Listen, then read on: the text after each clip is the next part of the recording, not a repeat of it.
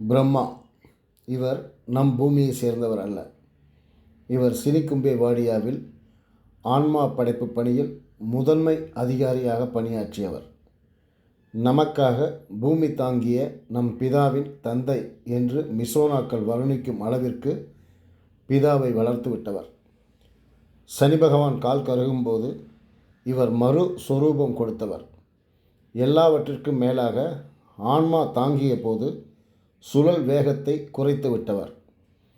புற ஊதா கதிர்கள் கிடைத்ததும் பயனில்லாமல் விஷ ஜந்துக்களை உருவாக்கியது. உதாரணமாக, பட்டு போல் ஆடையாக்க உதவும் என்று சிலுக்கி அனுப்பிய தேள், பூரான், நட்டுவாக்காளி, சிலந்தி இவைகள் பயனற்று போனது. அதே சமயம் பிரம்மா வேகத்தை குறைத்திராவிட்டால் பிதா தூக்கி எறியப்பட்டிருக்கலாம்.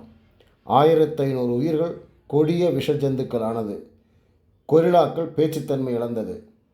கோபம் கொண்ட சினிகும்பே வாடியா பிரம்மாவை பதவி இறக்கம் செய்து அண்டை மிசோனாவின் பிதாவாக்கியது. பொறுமையாக ஏற்றுக்கொண்டார். அதை தாங்கிக் கொள்ளாத நம்க்யா, நம் மிசோனா, நர்கா போன்றோர் போராடினால் மனிதனாக அனுப்பிவிடுவோம் என்க வாய் மூடியது.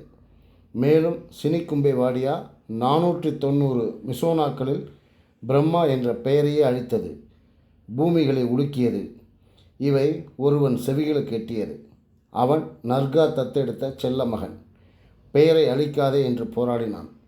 இறுதி வரை கேட்காமல் போகவே எங்கள் பொதிகை மலையில் ஒரு காலால் நின்றபடி தவம் செய்தான். கதிகலங்கிய வாடியா தூதுவிட ஒரே ஒரு வரம் மட்டும் கேட்டான். பிரம்மா விஷயம் தவிர எது வேண்டுமானாலும் கேள் என்றார்கள். யோசித்தான். ஒன்றை கேட்டான். உழுக்கும் பணியில் என் படைப்புகள் அழியக்கூடாது என்றான். சம்மதம் கிடைத்தது. அவன் அதன்பின் சிலைகள் வடிக்கும் சிற்பி ஆனான். ஒரு நாள் இறந்தான். காவல் பணியாளனாக பொறுப்பும் ஏற்றான். பூமி உழுக்கப்பட்டது.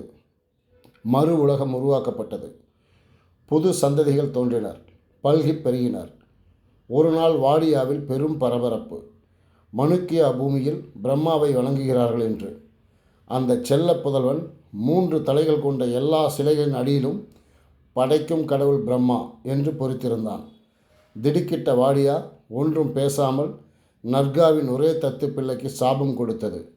மண்ணில் ஊறும் மண்புழுவாக்கியது. நர்கா கதறினார். இவன் என் பெயர் சொல்ல வந்தவன். மிசோனாக்களில் பிச்சை வாங்கிய ஒளி என்று கதற வாடியா வாய் மூடியது. கொக்கிந்தாவோ நான் செய்கிறேன் அந்த வேலை என்று பொறுப்பேற்று ஆதரவு கூற இன்னும் 20,000 ஆண்டுகள் உள்ள பிதா பதவியை உதறினார். கோபம் கொண்ட வாடியா எரிக்கும் களத்தில் பொறுப்புக்கு கொடுத்தது. இன்றும் அந்த தவப்புதல்வன் விவசாயிகளின் நண்பனாய் வாழ்ந்து கொண்டிருக்கிறான். பிதா அவனுக்கு, அவன் பெயருக்கு எவ்வளவு பெரிய அந்தஸ்து கொடுத்துள்ளார் தெரியுமா? அவன் பெயர் பிராணன்.